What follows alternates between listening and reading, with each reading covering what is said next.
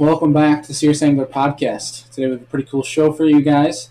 We're having on another podcaster, one whose show is pretty much the staple of all bass fishing or fishing podcasts. And if you guys haven't heard of this podcast, you're definitely living under a rock. And it is Bass Talk Live. We're having on Mr. Matt Pangrac.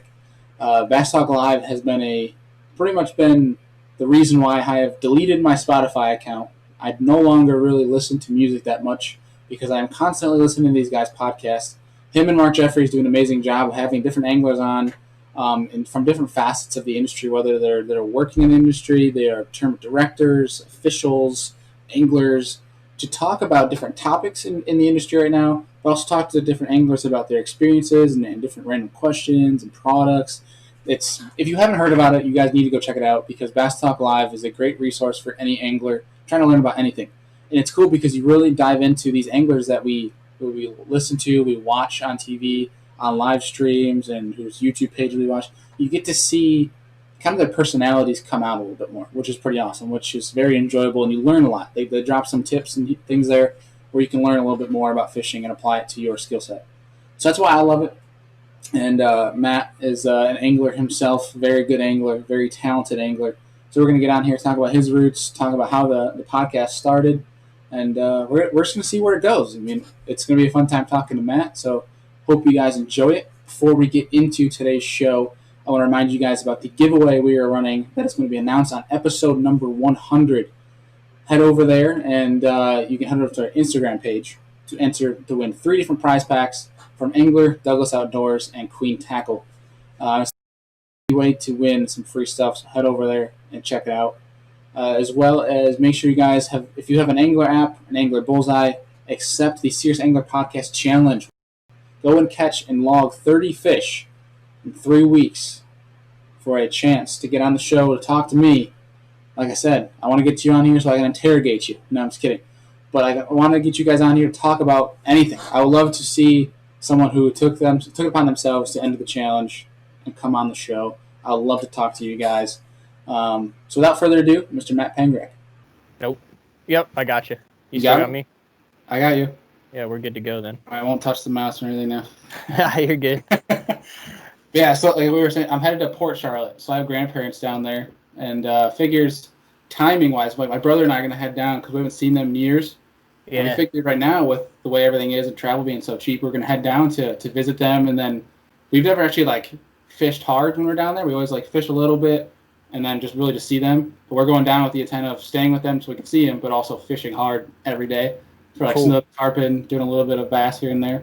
And so we're pretty excited about that. But New York, I don't know if you saw it, just came out today, said if anybody from the certain states, Florida being one of them, that has escalating cases, yep, that you come back to New York, you have to quarantine for 2 weeks.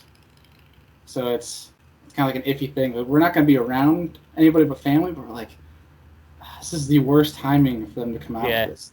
Yeah, it'll be crazy to see what they end up doing with the Elite Series and all that stuff because there's a bunch of people affected with that. Yeah, I had my buddy who's on the Elites, destined to marry, and called me. Mm-hmm. I texted him. I'm like, "Are you guys good with this?" I don't know, because I sent him the article, and he said pretty much, Vermont gave granted access to guys fishing the Elite Series to be in Vermont because they have a quarantine too. So he's thinking that's what's going to be the same. And I shot Ronnie a message, hopefully that. But this is all just came out the last couple hours, so yeah, literally. It'll be wild because it affects the FLW title, it affects FLW Tour, it affects 3 Elite Series and the Eastern Open. And yeah, there's some BFLs on and the river as well. The river too, that's a whole different. Because that's Canada, and they don't know how they're going to deal with Canada yet too. They were still trying to figure that out. Yeah, Canada is cracking down hard on people right now. Any boats from the U.S. go into the border, I've been hearing some crazy fines that are getting hit just for fishing on the St. Lawrence River over the border. Yep, just for going to Canadian waters. Wow. A buddy sent a video because there was the Douglas had a Big Money Open, their little I saw that.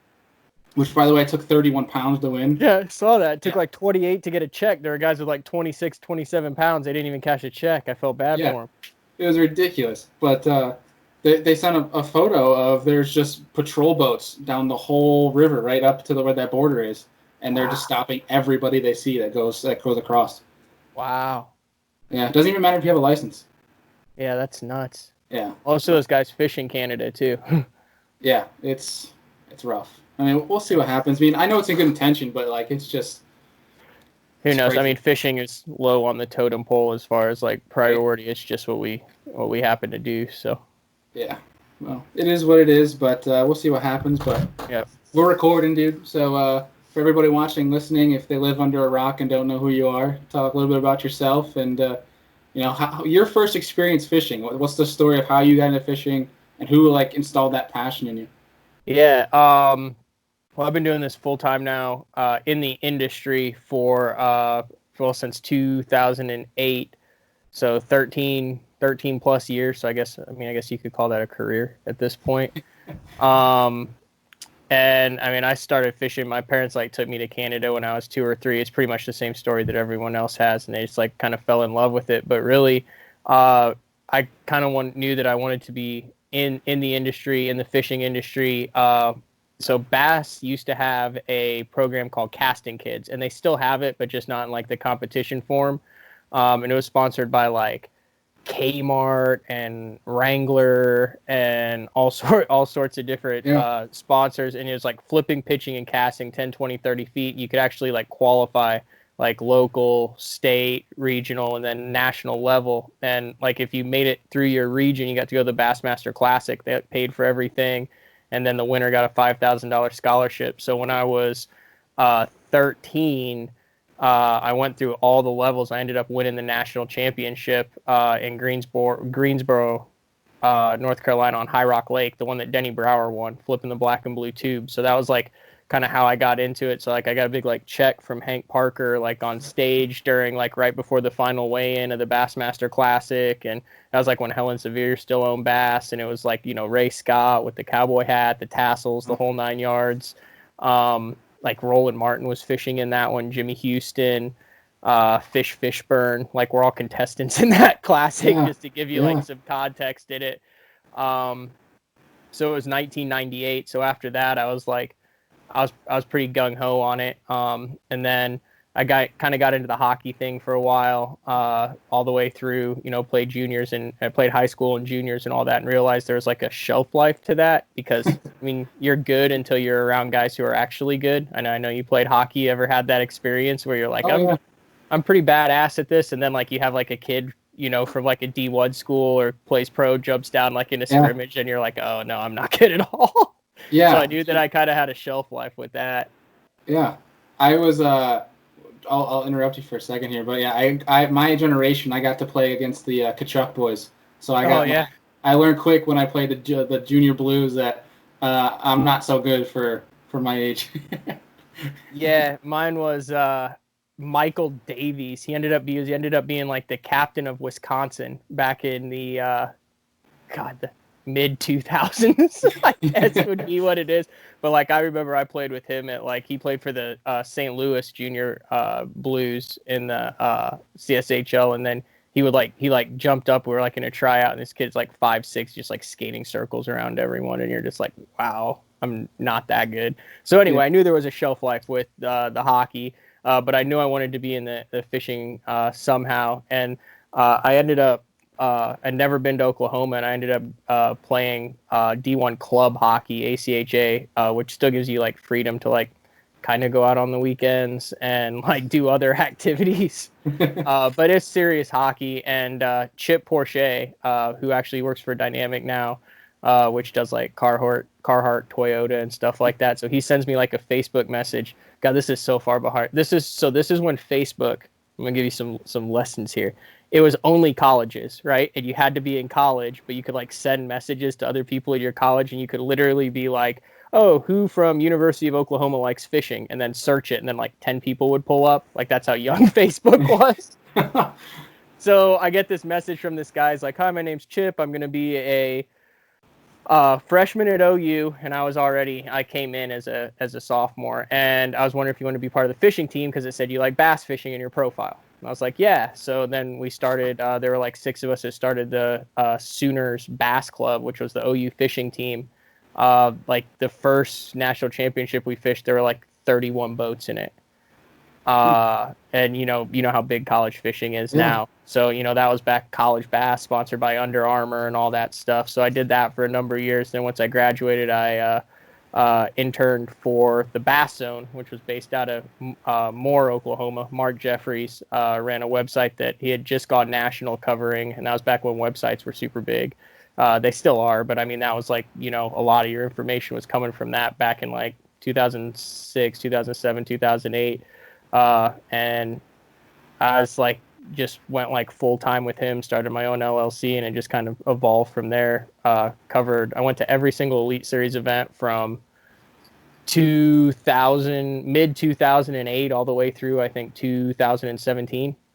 Never missed one. It was like, yeah, it was a lot of travel. And then fished kind of in between there and stuff. Yeah. So that kind of gets it to here. And then the last couple years, I'd focus on all that, but always fished too, just, BFLs, Bass Nation, stuff like that. And then I always just figured I'd know when it was time. I'd never really talked about my fishing side of it, just focus on like the media, writing, video, covering the Elite Series, the FLW Tour stuff.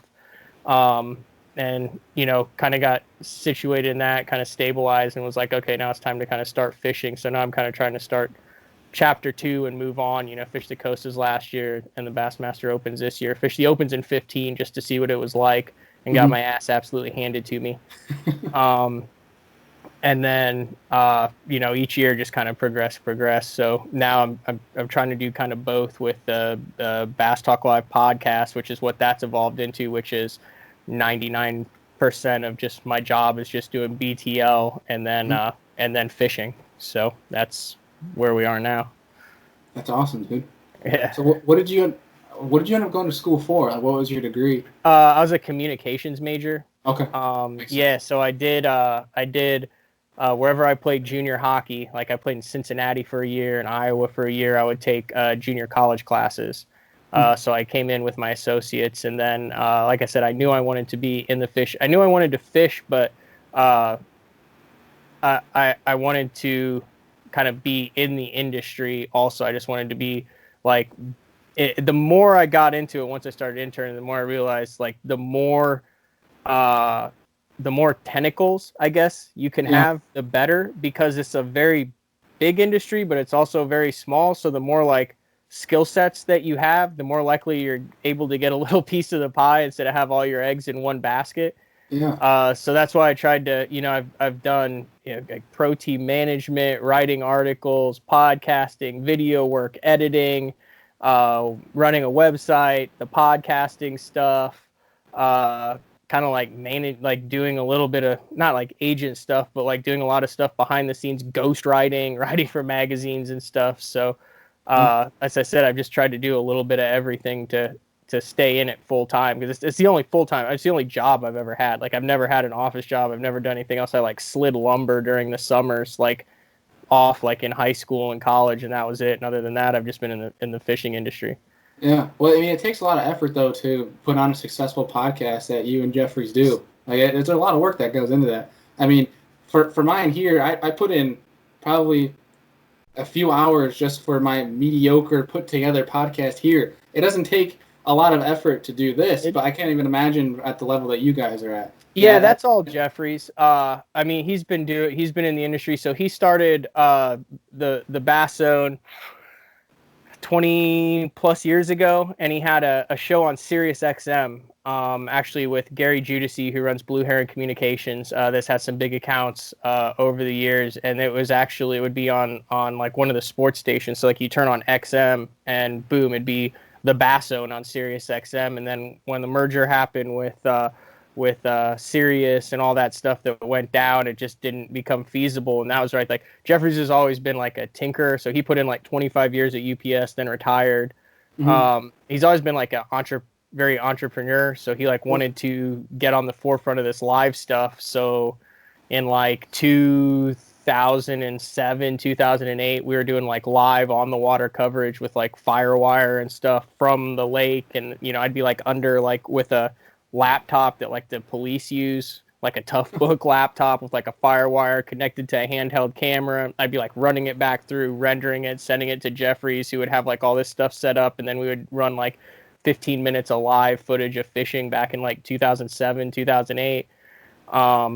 And so it like developed, he wanted to do a live show. So that started with like 8 or 10 people in 2008. Like Kenyon Hill, who used to fish, was one of it. Drew Smith, Judici, Brent Conway, him. And then I guess I just stuck around. Like I just continue to stick around. And then for the past like 5 years, it's just been me and Mark. That's awesome. Yeah. That's such a story. And like, that's one of the reasons like I really like Bass Talk Live, is because you hear a lot about the history, and like I mentioned offline to you, I don't have a lot of connection when it comes to the industry. Every connection I have is I've initiated it, Right. because obviously I come from a sport background. That and fishing doesn't really kind of meld together. But I like to hear about how things were in the past, and like you'll bring up like a certain tournament series, like where you and Jeffries talk about where, you know, pros would have to fish in the same boat together. Yeah. And I'm sitting there, I'm like, wait, what? Like, I was mind blown. I had to stop, and I actually pulled over to a rest stop one time, so I was so mind blown. And I looked up on my phone. I read for like 30 minutes, and I got back on the road because I was so like, it was a shock. Like, I didn't know how things were in the past, you know. And it's not like it gets highlighted like it does in NBA or NFL or anything like that.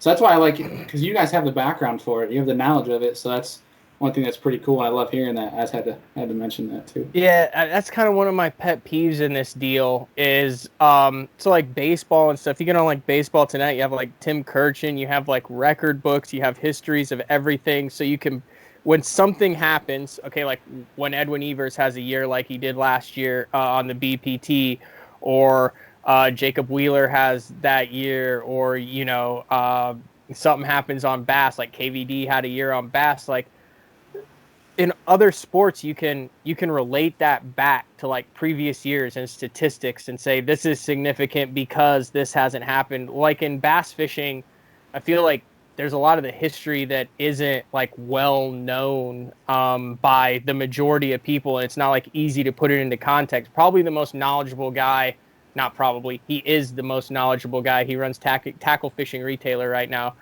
is Ken Duke.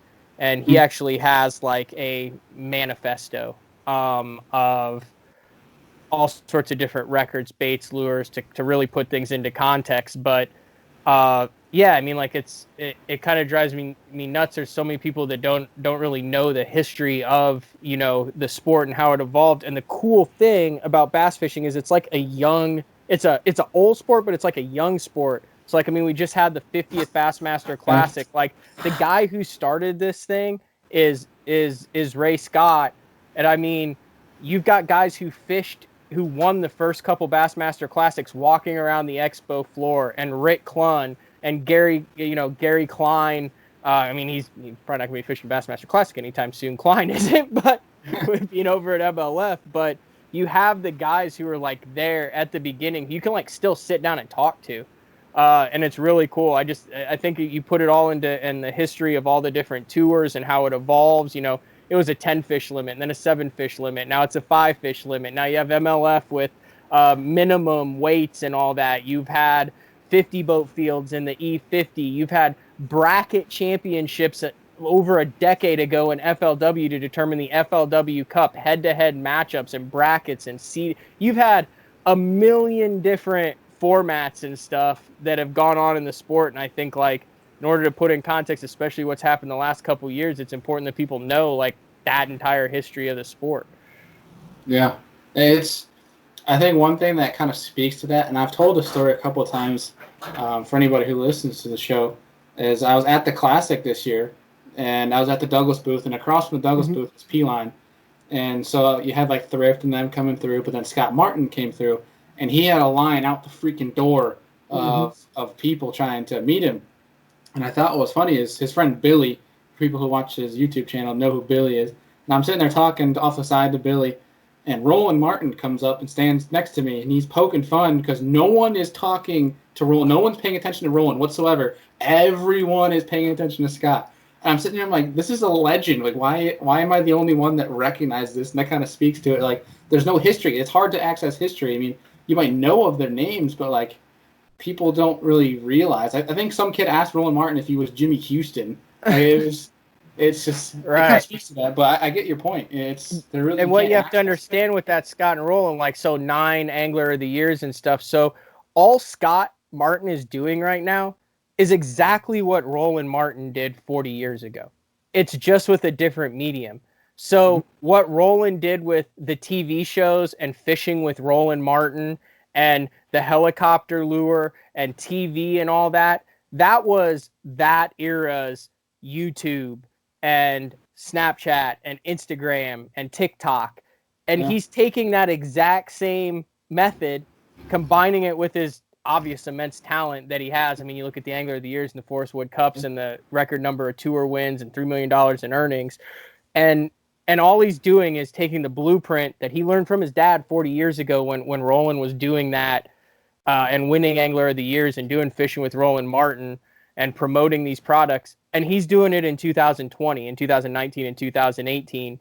And everyone's like, oh, it's just we're forgetting the good anglers with the YouTube anglers and all that. No, it's the same thing that happened before. And trust me, in 15 or 20 years, there'll be something after, maybe even sooner than that. There'll be something after YouTube and TikTok and Instagram and podcasts and all that stuff. And people will be saying, oh, remember the good old days when people could just get on YouTube and blah, blah, blah, and all that. So it's just, in my opinion, at least, like a natural progression. And there's no better scene than in the Martin family, because those guys have capitalized by taking their success and then maximizing it on what the most current platform is to reach the masses and sell stuff. Because that's what it all comes down to, is selling stuff.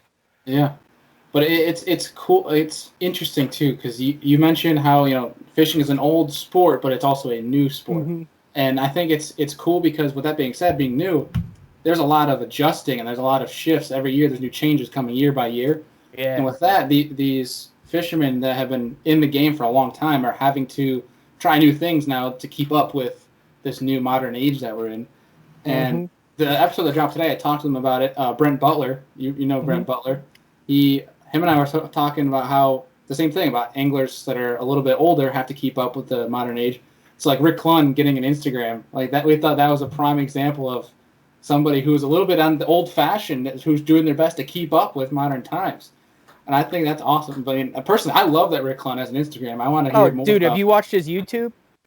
I didn't even realize he had a YouTube. Oh my God, Rick Clunn has a badass YouTube.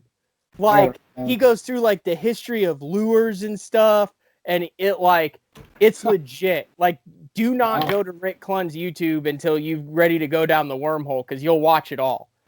Like, I don't know who he hired to do that. Like, I was trying to figure out like who, because I mean, I don't think he's doing it by himself. I think he's got someone who's helping him. But they're doing a great job on it. Like, I mean, if you want to go like learn the history of Rick Clunn, like, I'm so glad there's not like rap music in the background and stuff. Like, it's like legit Rick Clunn. They just kind of let this stuff roll, and it's like old school stories of like, the Popar and how he introduced it to Zell Roland, and like the Rio Rico and the buzz bait and how he discovered the buzz bait and like the square bill, like just really cool stuff that he goes in depth on. Yeah. Okay. Yeah, you need to check that out. I'm mad I didn't even know about that. Yeah, he's got a cool. Let me look it up. Have you watched that video that he's in, like the old school video? I want to make sure it's called the right thing. Hold on. Bear with me here. I'm trying to think. It's got like, yeah, there's like an old video, a film. Yeah, it's called Bassman, Bassman, and it's Rick Clunn, Yellis, and Takahiro Omori, and it's from like 2005. I have not. It's really cool. You need to check that out too. It's like, it talks all about Takahiro coming over, and it like goes through Rick Clunn's strategy. There's like segments of him like crawling through the grass, trying to become one with nature, and all sorts of like his good stuff. And then like Jay Yellis like covered on like right after during when he won the classic and stuff. Yeah, you need to check that out. Dude, I got a cool Rick Pulling it Clunn up right here story. for I. So at the Costa last year, Rick Clunn, I didn't even know he had a brother. Rick Clunn was staying I was staying by myself at Lake of the Ozarks. So like Lake of the Ozarks, historic fishery. Rick Clunn goes way back there. Yeah. Because before he moved to Missouri, he was in like Houston, Texas, working as like a computer programmer. And like one day he was in traffic and he's like, "Screw this, I'm out." He was like guiding on Conroe. He ended up in Missouri, right? So there's like a ton of history there. So I'm like, oh, that's kind of cool. Like Rick Clunn staying next to me, and he knows who I am, not because of me like covering the sport or anything, but because I love to play poker. And Rick Clunn is a huge Texas Hold'em poker player, like plays in the Heartland poker tournaments and stuff like that. So every time he sees me, he wants to talk Texas Hold'em. So he was like staying right next door, and I kept like running into him back and forth through the practice days. I just thought it was cool. So I'm like in the Walmart by myself at like 10 o'clock at night. I'm like going down the aisle and I hear like, I'm like, the heck is that? So like I keep shopping. I like go down another aisle and I hear like, I'm like, what is going on here? I like cover out the third aisle and like Rick Clunn had been like whistling at me. And he like looks at my cart and he goes, "Who are you staying with?" Because we'd been, we'd seen each other for like 3 days, and I said myself, and he goes, "That's an awful lot of food for one person." And he sat there and he was fishing with his brother, and his brother was fishing his like first bass tournament in like 35 years and stuff, and they'd been practicing together all week. And then Rick made the top 10 that week. And I remember like on day 2, Ozarks, it's like pouring down rain, just crazy. Everyone's like under the awnings at Lake of the Ozark, and Rick's just like sitting in his boat, just like super focused with like rain just pelting down on him in the pre-dawn like darkness. I'm like that guy's seen some stuff, man. He's been around since the beginning. He's won 4 classics and he's still like just as pumped to do it in 2019 as he was back then. Yeah. Oh, what was it that he was like? He had to like take a second to calm down after like a 5-pounder or something because his hands were shaking because he was so excited. When he caught that, that'd have been the 05 classic, I think or the 06 classic that Clausen won. He caught it on that spinner bait in the grass. It was like a 10-pounder, and he couldn't even he's done that a couple times. He did that too in Florida the last couple years. Yeah. Dude, hope I'm still like shaking when I'm 70, don't you? Right? Yeah. Like the good kind of shake, like from excitement, not uncontrollable. Shaking for good reason, yeah. That's funny. I had no idea he had a YouTube channel. Wow. Yeah. How did that... Dude, I literally am on YouTube every day. Like, I'd watch like 3 videos before I go to bed every night. I don't know how with what I search on YouTube that it has not popped up. His channel is not popped up algorithm, once. right? Apparently not. He's got a lot of views on it. I mean, some of them have 15,000 views. Like Skeet's channel, like he's come out with some good stuff too. I like his stuff where he sits in. And Edwin. Yeah. Yeah, I like how he slips in a little bit of trash talk when he talks to him. Skeet? Yeah. Yeah, well, that's just Skeet, man. Yeah. I like because obviously I talked to Jimmy a bunch, his brother, because he's with Douglas. Okay, yep. And I like the video Jimmy posted and Skeet posted. I think it was this morning or yesterday evening where they were talking. They're next to each other waiting to blast off. So they're talking trash. And they're like, as long as I beat my brother. As long as I beat my brother. Yeah. Skeet's a good dude. Yeah, I haven't even looked to see the results from today. I forgot to look at that. Do you know who's winning as of day 2? No, Jason Reyes like drilled him. He had like 27 pounds. Oh my gosh. Jeez. Yeah. He caught the heck out of him. Just throwing a sink. I wasn't really surprised to see Wheeler winning day 1. I was like, it sounds bad. I'm not trying to put a negative term on it because I'm using the Patriots, but I was like, oh, there he goes, the Patriots winning another Super Bowl. Like, here goes Wheeler again. Dude, like, you know what? I would say, okay, Kevin is still the Patriots. We kind of had this talk on BTL. Kevin is still the Patriots. Okay. Wheeler is Mahomes. Okay. Wheeler is Mahomes because Kevin has the 6-7 AOYs. He's got the 4 classics. He's got the mid-20s wins. I mean, Kevin is a brand under himself. You're talking about Wheeler, who's not 30 yet, no Angler of the Years under his belt, hasn't won the Classic. He's won a Cup. He's gotten second in the Cup. Yeah, he's won stuff on MLF. He's now won stuff on every level of FLW, and he's won Elite Series tournaments, and he's done it in a short amount of time. But if you want to look at significant wins, you'd have to go with Jordan Lee, because Jordan Lee has the heavy hitters, the inaugural BPT, and 2 classics. That's true. So you have to do the weight. So Van Dam is, in my opinion, that's all up for debate. That's why it's fun. No, but yeah. It's still the Patriots. But you've got Mahomes. I think Wheeler is Mahomes. Here's Mahomes. Okay. Because look he's like on pace to. Yeah. He's on pace to break it all. Because I would agree, because he's been consistent in the past. What would you give it, 2-3 years? Wheeler? He's consistently. He's been really consistent since he won since 2011 when he won the All-American. I mean, he literally was on the cover of FLW magazine, and it said the next big thing. Whoever named that cover back then, I mean, he was 19 years old. He won it, and then he top 10'd in the Cup. I remember interviewing the guy. Oh wow! I mean, he hadn't done any. He came in. So Wheeler barely even made the All-American. Really? He made it in like the last event of his BFL season. Like, he almost didn't even make it like to the All-American. I didn't realize that. Yeah. I haven't even looked that far back. Yeah. Like, I know, wasn't it like the first elite tournament he won? Yeah, well, he won Bassfest. Bassfest. Okay. And then he won the first one on Cherokee Lake when he was actually on the Elite Series. Okay. But yeah, so I mean, he's been really good since he came onto the scene. Same with Jordan Lee. I mean, Jordan Lee was one of the few guys to where you're at a college event, and I mean, it's hard for college kids to stick out. I remember covering it because I was running a website that I started called College Bass Zone, and it was during that time that Jordan Lee was actually in college, and it was like, that's the guy right there. Like, I mean, he just caught him better than everyone else, and didn't even like really try. That was the thing. Yeah. Like Matt Lee calls it the Jordan Lee pattern. Oh God, let's go over there and see if there's a 5-pounder over there. Well, what do you know? There was. I mean, how do you teach that, dude? You can't. That's like the sixth sense. That's the gift. Yeah. That's crazy. But man, I'm trying to think of. I don't know why that I thought it's only been in recent. I knew Wheeler has won in the past, but I guess timeline I'm obviously not knowledgeable on his timeline. I don't know why in the past couple of years where it's just been like Wheeler's been the biggest name.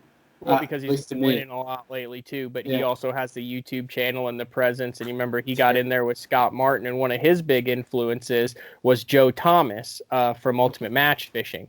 Right.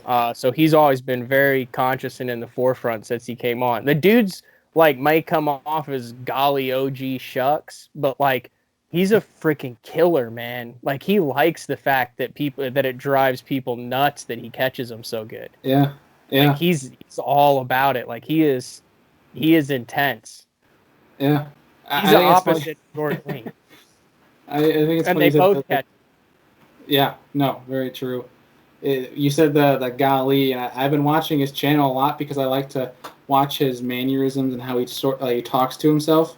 Like when you listen to him, like when he breaks it down when he's on the water, I watch it because of that, because I feel like I can learn something for how his mind works when he's on the water.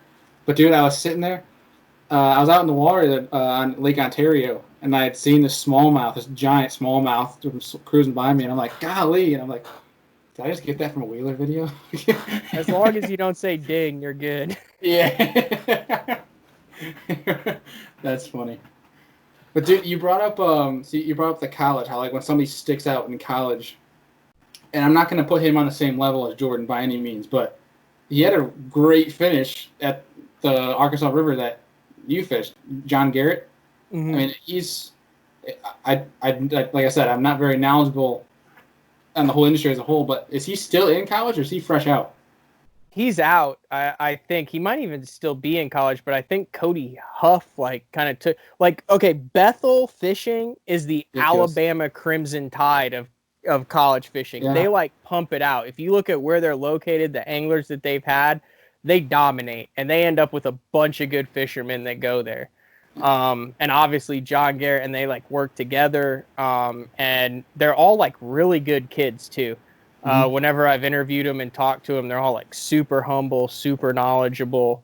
And yeah, I mean, those guys are all going to be around for a long time. Like Bethel, like my theory on the college fishing is like within, and I started saying this probably 4 or 5 years ago, but I think within 5 years, you're seeing a lot of guys come out with college degrees that are coming to the tour. You're seeing a lot more business savvy to survive in this industry, right? You have to have a business plan. You have to make smart decisions. And I'm not saying that there's not guys. I mean, there's guys who didn't graduate high school that I know of who are like making millions in this industry. But I'm just saying as a whole, I think in 5 to 10 years, you'll be on watching the Elite Series or the FLW Tour. And just like they do in football, they'll say like, it's his 7th year out of Bethel. And everybody will have the college that they went to, next to their name. It won't be like, oh, look, he's a college angler. Like, look, the college stuff is working. Like, yeah, the college stuff is working. You got a bunch of guys in college who are like kicking everyone's butt right now. Yeah. Because they're 5, 6, 7 years out. And the way that that's established and the proving and learning ground, I mean, I think you're going to have 70, 80% of the field within 10, 15 years that fished collegiately. I mean, it's just the way to go. It's the way you're seeing a lot of guys going. And I mean, I graduated in 2008, and I was kind of part of that first wave of guys like Chip Porcher made the Elite Series in 2013. You're talking about like Brandon Card, Clint Davis. There's a bunch of a number of different guys, but you could name 8 or 9 of them. Now it's like peppered throughout. You're talking 15-20% of the guys fish collegiately if you look across the whole board. So yeah, well, Cody he was top 10, right, at Arkansas River? Yeah. And they still like stayed in the same pool and had like some basic pattern that was like, oh god, these guys are like way too good for how old they are.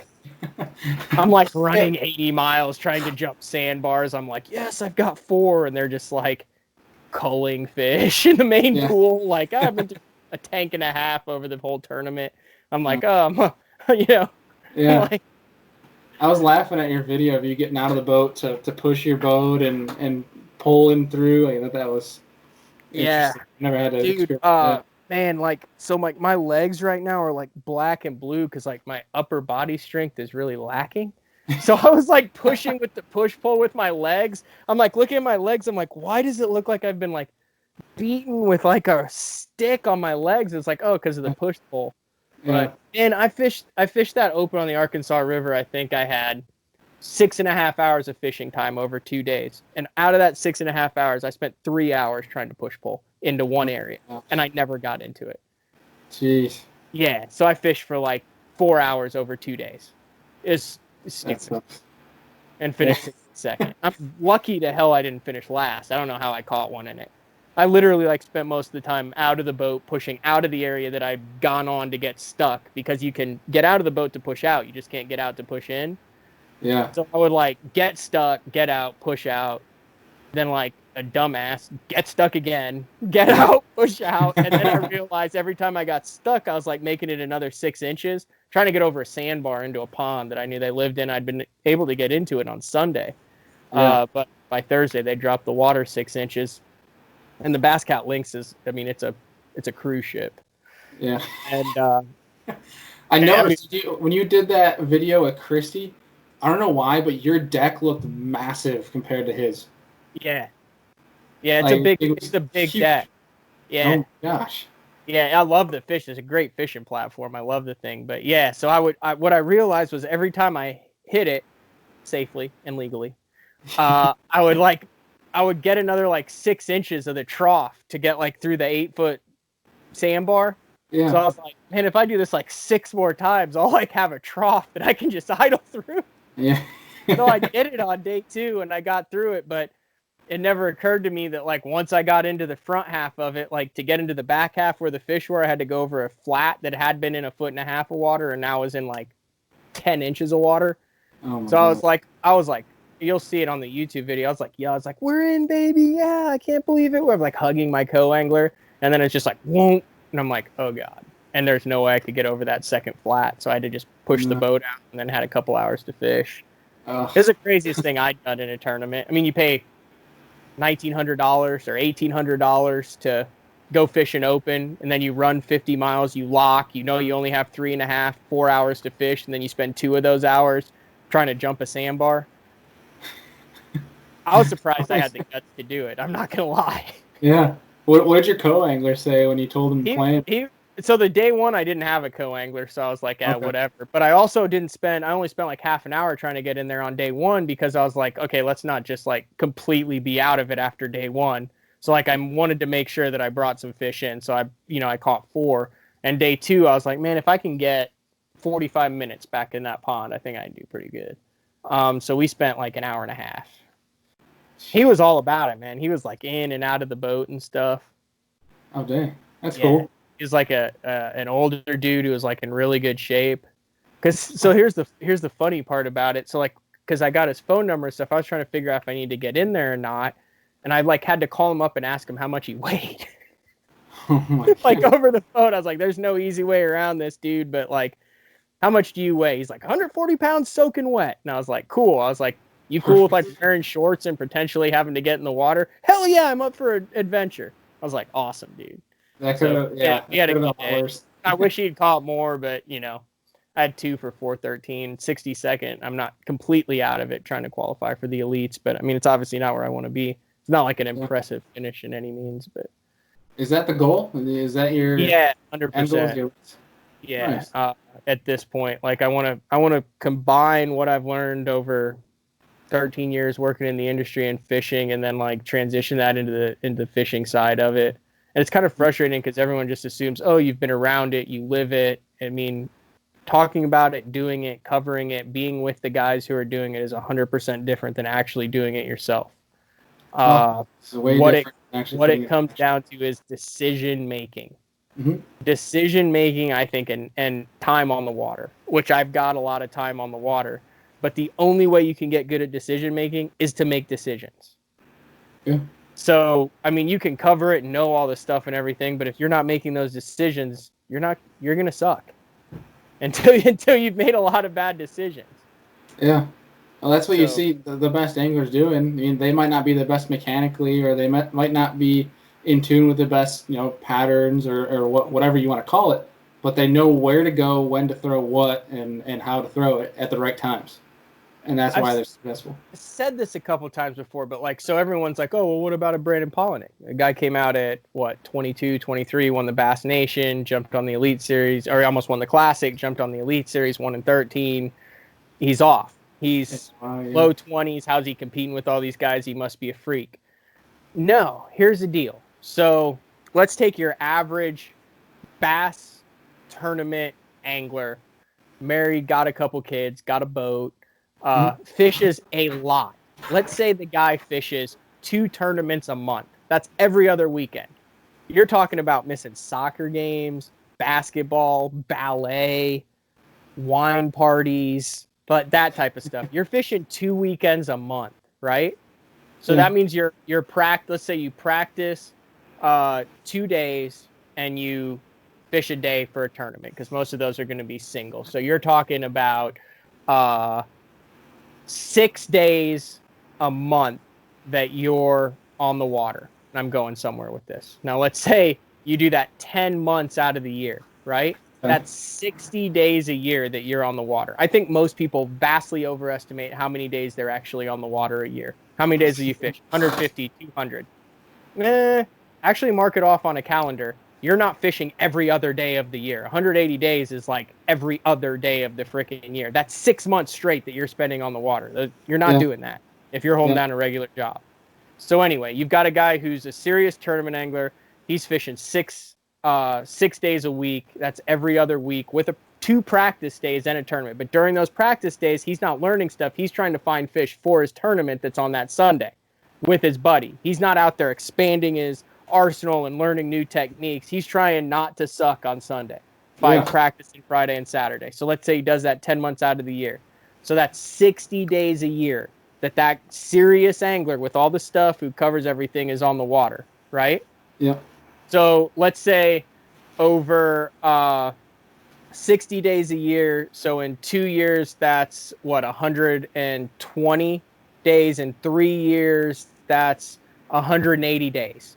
Yeah. So in 3 years, he's doing 180 days. Now, let's say you have Brandon Polinick, who's 18 years old, who works, who saved up his money, who's eating beanie weenies, who's living on the road, fishing the FLW Tour as a co-angler with a crappy boat and a crappy truck, and literally doesn't care where he sleeps, but is on the water and is putting strings of 8 to 10 days on the water, not only fishing tournaments, but learning, but building on what he's doing to where he gets on a bite and he's following where these fish are going on different bodies of water all across the country. What it takes an average dude with kids who's a serious tournament, and like kids has nothing to do with it. I'm just saying like takes a lot of time away. Oh, 100%. But what that guy is doing in 3 years, Brandon Polinick is literally doing in less than a year. So then extrapolate that. So what it takes Brandon Polinick 2 or 3 years to learn, it takes the average serious tournament angler a decade to learn. So that's how you've got a guy who's 21, 22 years old, who's way more advanced than guys who are 20, 30 years older than him, because it's not, I mean, yeah, they can be savants and they can learn from it, but they're building on what they're learning from because they're on the water for a longer period of time. They're not trying to catch fish for a tournament. They're trying to understand and learn fish. So they're learning techniques and growing with it. And they're packing it all into a shorter period of time. So they're absorbing more, and more of it becomes natural to them because they're not starting the process over every single week. So that's how you get guys like Jacob Wheeler, like Jordan Lee, like Brandon Polinick, who are 18, 19, 20 years old, who come onto the scene. And everyone's like, look at these freaks. No, these guys have like lived on the water for the past 2 or 3 years and have 10, 15, 20 years of experience under their belt. They've just done it in 2 years. Yeah. No, I think a lot of people kind of overlook that for sure. Yeah. Time that was a long rant. Sorry. I mean, I got way into that. It's appreciated because it makes sense when you put it all together. So, but it's crazy because people talk about it. It's like, you know, without if you have the passion, you have the dedication, everything, but no, like you literally need to dedicate everything to be on that level. You know, it can't be just a weekend thing for you if you want to be that good. Yeah, and I mean, it can be a weekend thing. Like, it's great, like a weekend thing. Like, you know, there's nothing wrong with it being a weekend thing and being serious about it. I mean, you could be very competitive and fish on the weekends and fish the open level and heck, even fish the FLW Tour and fish the Costa Series and all that.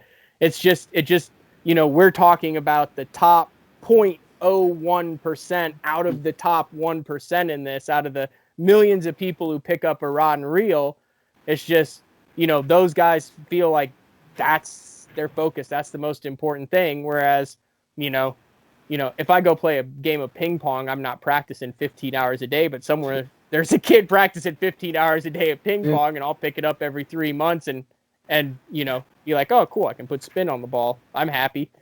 Yeah. Where it's good enough. You know, you catch a fish on there. Yeah, it's just what your deal is, but, you know. Yeah. So you've obviously seen the reign of a lot of anglers and characters, and obviously you've seen different work ethics and things.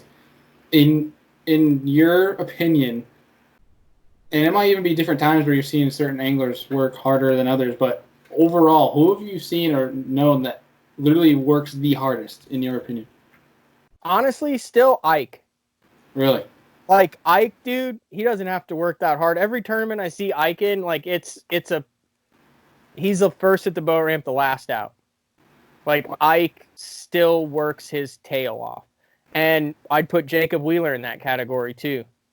Those guys work incredibly hard. But, yeah, Ike has an incredible work ethic. I've heard that from a few different people. That's pretty sweet. And especially, like, he has, because not only that, but, like, how many different things is he involved with? Yeah. I think those guys are able to compartmentalize. Like KVD, Edwin, Ike, Skeet, all those guys are able to compartmentalize what they've got going on. But here's the thing about practice. Like, okay, it doesn't matter if you're out there daylight to dark if you're not practicing efficiently. So you've also got a bunch of guys who are like, I don't know why I'm not catching them. I'm going out there. I'm at 5 a.m. I'm getting off the water at 8 p.m. I'm literally But if you don't know why you're practicing, if you're not out there for a reason and it's not productive, then why are you out on the water? Like, time on the water does not, just because you're in the library doesn't mean you're learning anything.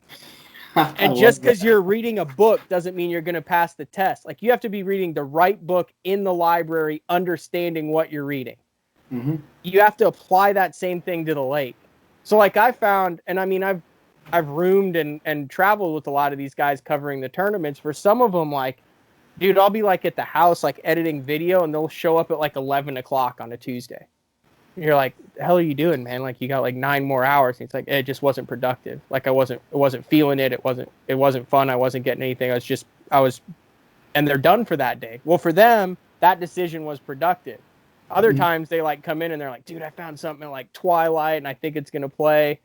So I think that's another important aspect to get is have a reason why you're out there. Like, obviously Ike has a reason, but if you're just out there beating your head against the wall, practicing without a reason, without feeling like you're building something, get the hell off the water, man. You're not doing any good. You're just like frustrating yourself. Yeah, you're destroying yourself mentally. Yep. Yeah. And I mean, we're all still guilty of it. Like, I was guilty of it for a couple days at this Open too, where I was just out there and I'm just like mindlessly fishing. And I'm like, well, I got to be out here, man. It's like an official practice day. Well, I wasn't being like, I had no reason to be out there. All I did was waste my time and get discouraged. my buddy, when there's another interesting aspect to the whole practice thing is how much you're actually fishing, right? So like when Buddy Gross won at Eufaula, my buddy called me like asking if I was watching it, and I said I was, so I was telling him, and he goes, "Oh, he said he fished for 1 hour during practice. What does he do? Just like sitting around doing nothing?" I'm like, "No, like he's on his graphs, dude. Like he's an offshore. That's what he's known for. He's a ledge fisherman. He knows how to read offshore." And he's like talking like, "Oh, this is a waste of time. He should be finding fish." I'm like, that is what he's doing. I think it's like we talked about getting like, the modern age now with these electronics becoming more. Not that they weren't necessary back 10, 15, 20. I don't know the timeline of electronics, but how literally they become, if you don't have them, you're already a loop behind everybody. Like if you don't have the electronics or know how to read them, like you're already in a sense 2 or 3 steps behind people. Yep. And I think what kind of going back to Cody Huff for a second is with Rick Clunn, how Rick Clunn was saying how Cody helps. He's like, Cody helps me read these new electronics coming out. Yeah. That was so cool how this older traditional legend can learn from somebody whose name we just heard of, a year or 2 years ago. I thought that was pretty sweet. Like, Rick's always been open to that, man. I've seen him in Brett Height's boat talking about chatterbaits. I've seen him in Rojas's boat talking about frogs. Like, Rick doesn't sit there and be like, dude, I'm Rick Clunn. Like, he's really cool. He's really open to learning. But yeah, I mean, I agree with you on that. I mean, eventually it'll get to a point though where like I think it'll be cyclical. And Randy Blockett's big on this. He's actually doing that this year in the Opens. He's fishing out of like a $30,000 rig, and he's got like he does minimal graphs on it and stuff to where like he's going back to his intuition. But I think just like Jinko jeans and like jean shorts with pockets in them are going to become stylish again in probably 8 to 10 years. I think you're going to see a bunch of guys who are like, oh, like John Cox is like, think about like, John Cox is like known for fishing the bank, right? Okay. Yeah. Picture that 10 years ago. Everyone fished the freaking bank 10 years ago. Yeah. Now it's like John Cox, bank fishing guru. And it's like, dude, that's what everybody did 10 years ago. And it was like, oh, look at these guys who are offshore. Now like everybody's offshore reading the graphs, and it's like Bill Lowen and John Cox, the magic bank fishermen. Yeah. And I think you're going to then see more guys go back to the bank, because what's going to happen? These guys are going to go out like they are in Chickamauga and be like, man, I am tired of 150 boats out here that have side imaging and down imaging and 360 and Panoptics and live scope. And the unpressured fish are going to be on the bank. And then everyone's going to go to the bank. And then 20 years from there, they're all going to freaking go back out shore. Yeah. That shift has been so interesting to me, and that's something I've been talking a little bit about in recent podcasts, was up in the north, I mean, if you find anything offshore, naturally, like, most likely those fish have never really seen a bait. They don't get pressured out there. Because Really? people in the north, there's docks on most of our glacial lakes up here. Oh yeah. So everybody just kind of goes out and fishes docks and just shallow grass. If you find anything offshore, I mean, not many people do it. Whereas down in like Chickamauga, the lakes like like Chickamauga or Gunnersville, Any of the everyone TVA fisheries. exactly people naturally are more than shallow are fishing offshore. So you're seeing that shift of those unpressured fish moving shallow because it's getting less pressure than offshore. And like I was watching, it was Jody White's Instagram story, I believe it was. It's he's glancing across the lake and there's like 3 boats sharing a ledge. And I'm sitting there like, I would be going nuts. First, because like for me, I'd like my space. Mm-hmm. I don't know how 3 boats share it. Like I thought back to like the Lambert Randy Haynes deal. It's like, Mm-hmm. I mean, they were bumper to You bumper, know but your those fishing boats, history. yeah. Like I thought, I'm just like those boats aren't that far apart. Like I'm like Yeah. this used to blow up, and now it's like it's I don't know. It's And it all interesting works. You concept don't to me. know. Those could be 3 guys that are living in the same house, Probably. that are sharing a spot that said, "Hey, let's blow this shell bed out on 2 days and make sure no one else gets in it." I mean, it could be guys that are. It could be a guy who owes someone a favor from the last tournament, where he was fishing a slough and the guy came in and he said, "Hey, man, come on in here. I know you need a check too." And then when he rolls up on that shell bed, he said, "Hey, you got me last time." Now, I mean, you don't know how any of that stuff goes down, or it could be 4 really pissed off guys casting at each other, going, "Why the hell are you here?" You don't know what the scenario is, and Yeah. it's all different ones of that. Yeah. So, Well, I mean, ironically, I watched, and it's the 2 guys who started MLF. I watched Boyd Duckett and Gary Klein on one side and one on the other side, right outside of Paris Landing on Kentucky Lake in the mid 2000s, fire 1-ounce football jigs at each other's head because they were both pissed that each one was on the shell bed. It was the greatest thing ever. It was like an old West shootout. One of them was on one side of the shell bed, one was on the other. They were just slinging one way and the other would sling that way. They'd be like bringing their baits back and stuff. I was covering it for Basso, and Harold Allen's like, one of them's about to get smoked in the head with some lead. It was the coolest thing ever. I mean, it was just an old-fashioned, I don't want you here, you don't want me here, I'm not backing down, you're not backing down, let's just chuck jigs at each other. oh my god, is Yeah, that it on was film? awesome. It was awesome. It I got is. pictures of it. Oh my gosh. Yeah, I've never heard about that. Well, I Oh, mean, there was no one else out there. There's no one covering it. There was no live coverage of it. I mean, if it wasn't a photographer, there was no blog. There's nothing. The guys went out, and then when they came back in, they weighed their fish, and that's the only info you had. that's fair. Yeah.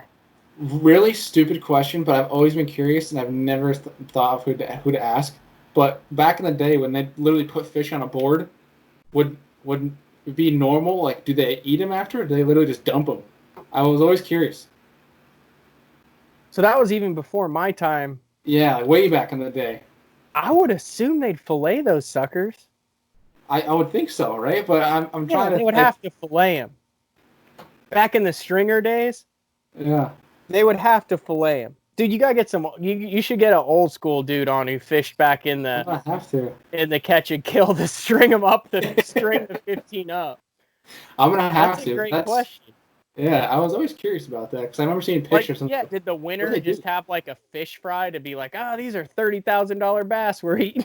Everybody brings their fish in to weigh in. Yeah. And everybody cooks them up with each other every day. Like, I don't know. that sounds like a great time. I mean, if they weren't bass, you're killing. Yeah. But, yeah.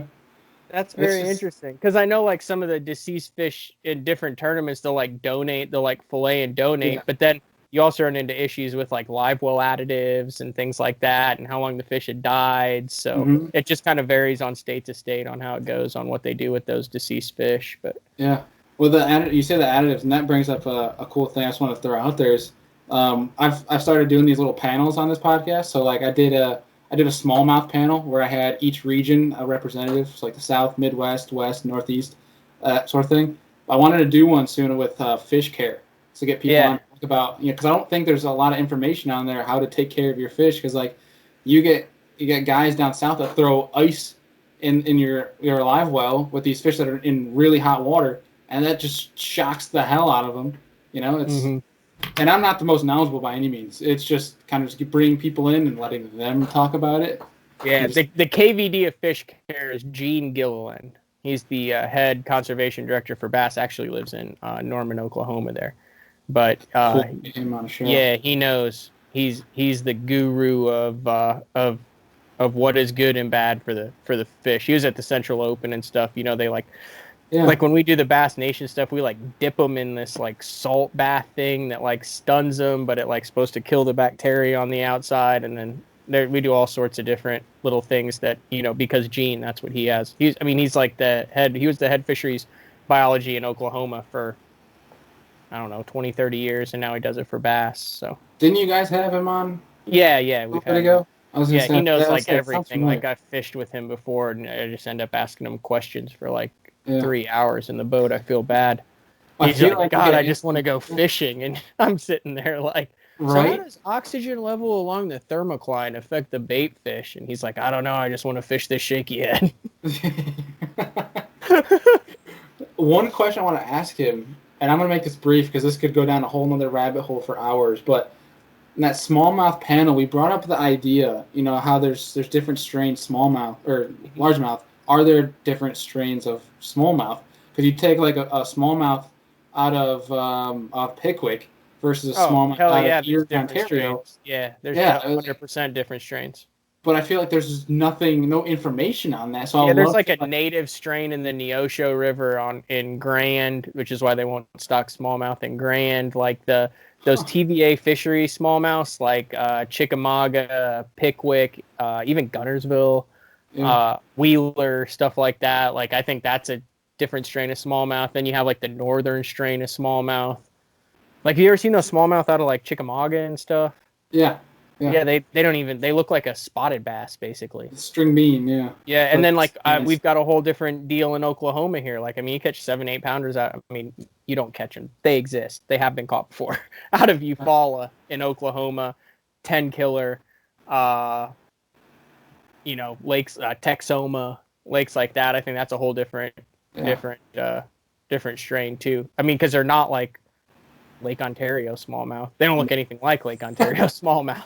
Dude, the epitome of the northern smallmouth. I caught one out of Cayuga that was this past spring that was 18 inches long and 17 and a half inches around. Good the Lord. Thing was, it wasn't a football. It was just a bowling ball with a tail. That's awesome. It was. Yeah, they just how much did it weigh?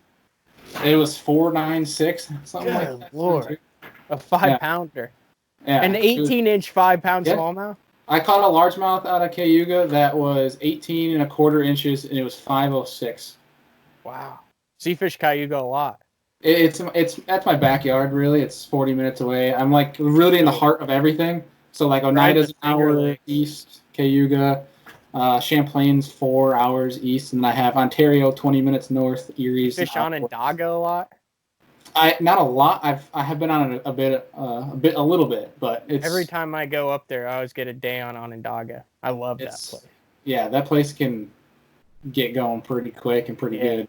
I feel like it like takes like a year or two off your life because of the toxicity in the water. You don't want to keep anything. Yeah, you don't. Yeah, I heard a guy who was talking. He's like, "Yeah, I caught a few. He's keeping perch out of Onondaga." I'm like, "You sure you want to eat those things?" Monster perch in Onondaga. Monster perch. Oh yeah. Like I mean, I caught like some 14 to 16-inch perch in Onondaga. Gigantic. But yeah, I was like, because no one keeps them because they're toxic. That's why. Yeah, literally. I was just like, you know what happens in this lake, right? Yeah, but those tiger musks. Like, you take a spinnerbait and start chucking it around that, and it's just like burn it back. Yeah. It's like 5 a day. Yeah. No, and there's gigantic northerns in there. But I don't think I'm going to piss anyone off saying this. I might, but that's fine. But Keuka Lake is the biggest sleeper in New York. Really? Keuka. Yeah. Gigantic. I mean, who was it? Fred Rumbanis did a video on it with swim baits. It's just literally, it's so deep, but it's so clear in these deep docks. Yeah, it's a finger lake. So it just literally it comes off and does like a branch. Huh. So one's like a really shallow grass fishery, the other one's super deep, but it's really good for a mixed bag. And then early season, you can go throw a blade bait on the drop around the whole lake, and you'll run into smallmouth, and then next cast be a lake trout. It's just It's an interesting fishery. That's wild. Where did I go? Seneca? That's one of them, right? Seneca's one of them. That's probably the I least fished fished Seneca. lake. That's probably the least fished lake in New York. Yeah. I ended up catching pike on a spinnerbait all day. I mean, for the southern guys who don't catch pike, like catching what? How big is that? 30-inch pike? Something like that. It's freaking exciting. Yeah. Dude, if you want a serious, like, if you want to go for toothy critters, like, Canisius Lake up here is the way to go. Tiny little lake, but there's some, I mean, it takes probably 21, 22 pounds to win most tournaments throughout the summer. But there's big tigers and northerns in it. But, man, there's so many good lakes. We're spoiled up here, for sure. Heck yeah. But you only get it for, what, 5-6 months out of the year? From, like, on a good year, March to October, November. But you guys can fish for bass whenever, right? Like, you don't have a season? We can fish for bass all year round, except for, I think it's 2 counties on the river, St. Lawrence, where you can't. They literally just opened up last weekend. Oh, yeah, wow. So that tournament, that's what last weekend was opener. But if you wanted to go to Cayuga, Oneida, all year round. That, it's not like, so Minnesota, I think, has like an opener and stuff like that. Like, you can only like specifically target. Yeah, they're trying to get rid of that. So what, March, April, May, June, July, August, September into October? No, you can November too. Oh, so you get a full year. We don't even get ice, and we didn't get ice this year until January. We literally had a month of ice fishing, and that was it. You get a full year. I mean, like, see, in Oklahoma, you can fish 12 months out of the year for the most part. I mean, we'll have an ice storm or stuff like that, but we don't. I mean, like, I don't ever put the boat up. Like, I'll be crappie fishing in December or January, February, and 42, 43 degree water. We probably got 2.5 months where we can't really fish, but it's a fair trade for as good as it is up there. Yeah. No, I think the only month that really sucks is August. That's about it. Yeah, your winter and tolls. The tolls are even worse than Oklahoma, and I didn't think they could get worse than Oklahoma. Yeah, it does suck. There's a lot of it that kind of sucks, but I mean, it's got its pros and cons. It is what it is. Yeah. But, well, dude, we've been talking for over an hour now. I feel like we can go on for hours. But I got 2 questions that I like to wrap up each podcast with. All right. Before I do that, one, where can people find you, follow along with you on social media? And then 2, I know you guys did a super incredible episode about Spro Frogs with Dean Rojas. Are you going to get Brett Hyde on to talk about the new chatterbait?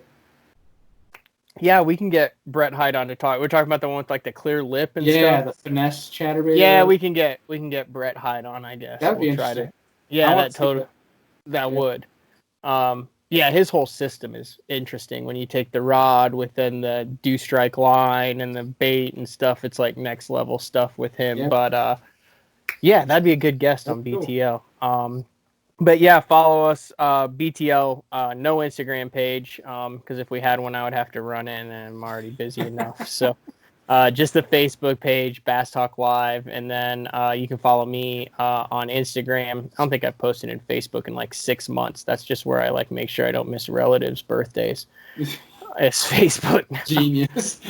Instagram is just at Matt Pangrac, MattPangrac. So also on the BTL YouTube page, I have a Panger 2020 series where I do all the recaps and YouTube GoPro videos from all the tournaments this year and stuff. So yeah, that kept me occupied when we were in our phase of ice coming into, ice was melting. We couldn't really do much. That kept me busy. So yeah. All right, man. All that'll be linked down below so people go down and follow. But I got 2 questions I like to ask everybody before we sign off. And the first question for you is, if you're going to have dinner, invite 3 people to join you to sit down, have dinner, and pick their brain. Who would you invite and why? They don't have to be fishing industry, and they could be past or present, don't have to be alive. Any 3 people, who would you want to pick their brain? I'm going to stick fishing industry. Okay. Just to keep it easy. Okay. Definitely Ray Scott 1, because I want to ask him about the early years of bass like that. Ask them if they eat bass or they just dump them. Ask them what happened to those bass before the catch and releases stuff. So I'm going to go Ray Scott 1. 2, I'm going to go the late Irwin Jacobs because he did a lot of innovative things in the industry and on the business and non-endemic side. And FLW in their early years was never afraid to really go outside the box with some of the stuff that they did. And I mean, you look at that empire that they built over there. I'd be impressed with that. So I'm going to go Ray Scott. I'm going to go Irwin Jacobs. And then I'm going to go with the only Bass Nation angler who has ever won the Bassmaster Classic, which would be Fry Cook, Brian Kirchhoff. Just inducted into will be inducted into the Hall of Fame, Bass Fishing Hall of Fame, very deservedly so. But the guy qualified through the Bass Nation, which was the Federation Nation, twice, finished dead last the first time, won it the next time, obviously, and then, died in a plane crash 6 months after he won. Yeah. It was the 94 Classic. But, man, that dude, I would love to sit down and talk to him. I mean, he's a true amateur who won the Bassmaster Classic, and to see someone who you're in his shoes, I'm in his shoes, everyone who subscribes to that magazine right there is in his shoes, and he's the only sucker who's got it done. And he's done it. So I'd like to sit down and talk to him about what it felt like to be the Bassmaster Classic champion and in the 6 short months before the plane crash that he had to kind of revel in that, to go from Fry Cook to Bassmaster Classic champ. So those are the 3. I like it. Kind of 2 icons and Brian Kirchhoff. I love it. What about you? Has anyone ever asked what your 3 are? A few times, yeah. What are your 3? Industry. Go in the industry, not industry. Outside the industry. Okay. All right. In the industry, number 1 would be Mark Zona, because not only could you pick his brain knowledge-wise when he gets serious, but also he's a good time. Mark Zona would be 1, and then I'm trying to remember his name. Oh my gosh, because I've spoken to him before. Ronnie Moore had linked me to him because I had a bunch of questions. He's the event coordinator for Bass. Dave Brett or no. Eric Lopez? Yes, Eric Lopez. Yeah. He's one of your 3 in the industry? I would love to speak to him what it's like, because we talked a little bit about it, but I would love to just, follow him around for an event. He's the man. He works his butt off. High stress job. He's done the Olympics and all sorts of stuff. Yeah, I said hello to him because that's all the time he had at the Classic, and that was it. But I would love to see kind of how the orchestration happens and really dive into details of how it all works. And all right, so Mark Zona, Elo. Yeah, and then who's the third?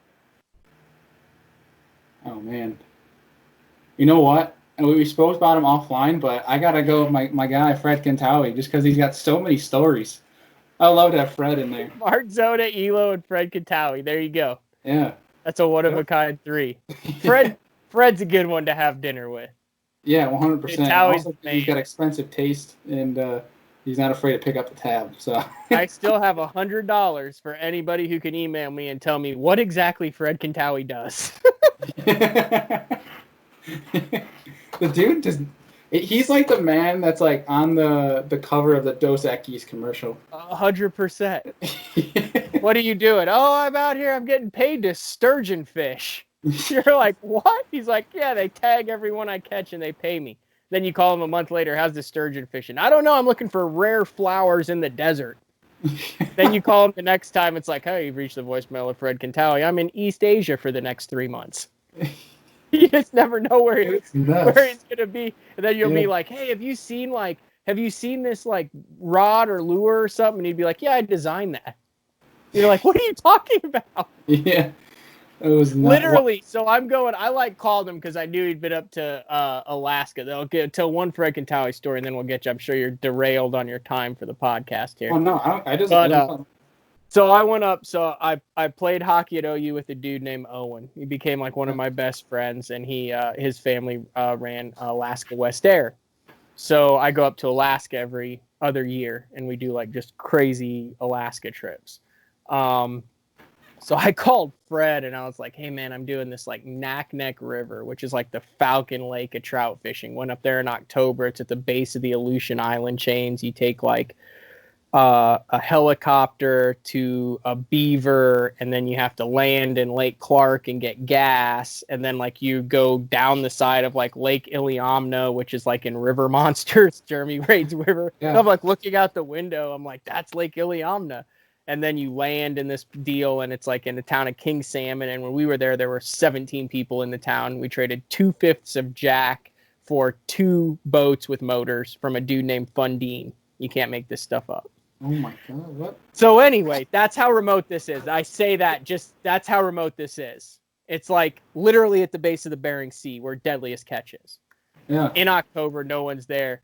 So I tell Fred where I'm going, and he's like, oh yeah, I like guided out there. And he's like telling me sandbars and like runs that I need to be fishing on the Naknek River in a town with a population 17. And then he goes, oh, did you stop at Lake Clark to get gas where that like weirdo lives with the giant cross on the hill? And I was like, yeah. He's like, oh, I guided for him for 3 years. I mean, there's literally like 3 human beings in a 150 square mile radius. And this guy is telling me exact runs and the only place to get gas in a 500-mile radius in southeast Alaska. It's freaking nuts. So then he's telling me about like back trolling and stuff. So like he sends me this book. It's called like Boondoggling for Steelhead or whatever it is, because I kind of got into steelhead. So I like take this thing and I'm going to impress my buddy. I'm going to be like, look, I know a buddy who wrote a book about steelhead fishing, right? So I get down there and I pull the book out, and he's like, yeah, we all have that copy, dude. And he like pulls his copy out, and his other buddy's like, yeah, I got that copy. And I was like, where'd you guys get that? And they're like, this is like the Bible for steelhead fishing down here. Oh my God. And I was like, seriously? And I was like, well, I know the guy who wrote it. And they're like, no, you don't. And I was like, yeah, it's Fred, man. Yeah. They're like, you know this guy? I'm like, yeah, I know this guy. Like all the people in Alaska have his book. Oh my God. Dude's a living legend. Yeah, and he can play it. I mean, have you hit the slots with him yet? I have not, because my wallet would not be able to afford that. Yeah, because I know he talked me into it. Big fan of the Buffaloes. That's all I'll say. We'll close up the Fred Katawi talk with the big fan of the Buffaloes. Listening to him and David Dudley talk for 2 hours blew my mind. That's it. Yeah, you should have that on the freaking show. Yeah, right. But all right, man. So last question, real quick, before we sign off, is just super simple. Favorite fishing memory? Favorite fishing memory would be, oh, that's cool. So that smallmouth right there. Yeah. That was the first 4-pound smallmouth that I ever caught, and it was in Canada out of a 16-foot Lund in Lily Bay with my dad at the tiller, and I cast a Rapala G11, and he had said the first smallmouth that I catch over 4 pounds we would mount. I was using his Mitchell 5.6 spinning rod with an old Abu Garcia spinning reel, and that sucker right there came up and ate the Rapala right off the top, got wrapped around a log. I can picture it just like it was yesterday. I said, I think I was 11 or 12 years old, and I got that sucker in, and then we kept it at the end of the stringer for the next 14 hours while we fished around, and I came back, and that's the actual replica of it. It was, right at 4 pounds. 4-pound smallmouth, but it means a lot to me. Yeah. So that's probably my favorite fishing memory right there. Yeah. That's sweet. You're reminded of it each time you go in the room. That's pretty special. Yeah. Yeah. Was the rod like the Mitchell 505 or something like that? Dude, it was literally from like the 60s. I'm surprised you didn't say you had like a Fluger President or something on there that everybody else and their mother seems to own. No, it was like before that. These are like from the 60s or 70s. Like it was my dad. So my dad would get one new combo when we went to Canada every year, and he would always get like a push button and a 5.6 rod. But we had the 2 spinning rods that he had from when he went to the Boundary Waters back like when he was in his 20s. So I would still use those. Wow. Yeah, that's awesome, dude. That's probably my best memory. Real quick, how much does a largie weigh? That is a 922. I think it's a 922 largie. So do you got time for this story? Yeah, I got So I was time. freaking 18 years old. It went 922. I'm fishing out of the back of the boat. No, I was 17 years old. I'm fishing out of the back of the boat because I wasn't 18 since I hadn't left yet to play hockey. And I'm fishing with Assumption Bass Club. Okay. Out of the back of the boat, Bandit 200, Lake Taylorville, Central Illinois. Right? Yeah. And I caught a freaking 9-pounder out of the back of the boat. Oh my God. And then promptly during the celebration shattered the guy's windshield. How? From like an out of production Ranger. Because I was like, yes! And I like my rod, the butt of my rod while I was celebrating, like I like leaned up against the windshield with the rod and then it like cracked and broke. Oh, so I caught a 9-pounder behind him and I broke his windshield. Oh my God. That's insane. Yep. But anyway, so that's a fiberglass. So I let that one go. But that's the biggest bass I've caught in a tournament. Awesome. So I got that one. Have you broke 10? Have you broke 10 yet? Yeah, I've got 3 10-pounders in Oklahoma. Never in a tournament. I've weighed in. Last year I weighed in 2 over 8 in a tournament, but I've caught 3 10s in Oklahoma that I put on the scales. Sheesh. 111.4 is the biggest out of Arbuckle, which if you know where Arbuckle is, it's not that impressive. Dang. I didn't know Oklahoma had that caliber. Yeah, I mean there's several lakes. You know, there's a lot of they've done some Florida strain stocking, and then there's a couple big fish lakes down there like Arbuckle. You'll see like a 40-45 pound limit every now and then come out of there. During the spawn, 2 of them have been spawn fish. One of them was on a spinnerbait on Thanksgiving Day. That's pretty sweet. Yeah. Yeah. That'll give you something to be thankful for. Yeah. Awesome. Well, dude, I gotta say thank you for taking, an hour and 20 minutes of your time and to come on here and talk stories. And I learned, couldn't even tell you how much in this podcast, just even history of fishing. I love it. So thank you for that. I really appreciate you taking the time. Cool, man. I enjoyed it. Hopefully I didn't ramble too much. No, dude. You have all the time in the world. You're more than welcome to come on. If you ever need some time to ramble, you're more than welcome. Yeah. I appreciate you coming on, dude. For sure. Thanks, man. All right. Looking forward to the next BTL, and we'll talk soon. All right. So I hope you guys enjoyed that podcast with Matt. That was an absolute blast. I got to learn so much about the history of fishing. There's so much that goes on and has gone on in our industry, in this fishing industry, years and years ago that we don't even know about. And as Matt mentioned, there's no good way of even looking it up. There's not a lot of context there for you to go and look up and know what the heck even went on. It's not like the NBA, the MLB, the NHL, NFL, MLS, whatever. These big time sports where you have the history of that sport at the palm of your hand. You can access it very easily. Fishing's not like that. So it's always awesome to kind of hear these different stories. And Matt is definitely a great resource because he's been around a lot. He's been around a lot of people, been around different situations, and he's heard these stories and he's able to pass on that knowledge.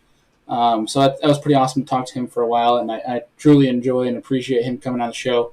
Hope you guys can say the same. Head down below and follow him. If you guys have not listened to the Bass Talk Live podcast, you are definitely missing out. If you listen to my podcast, you would love the Bass Talk Live podcast.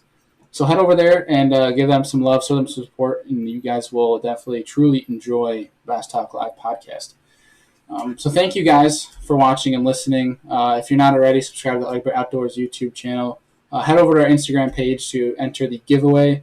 You guys can find our podcast on any podcast application out there. So thank you guys for watching and listening. We'll see you guys next time.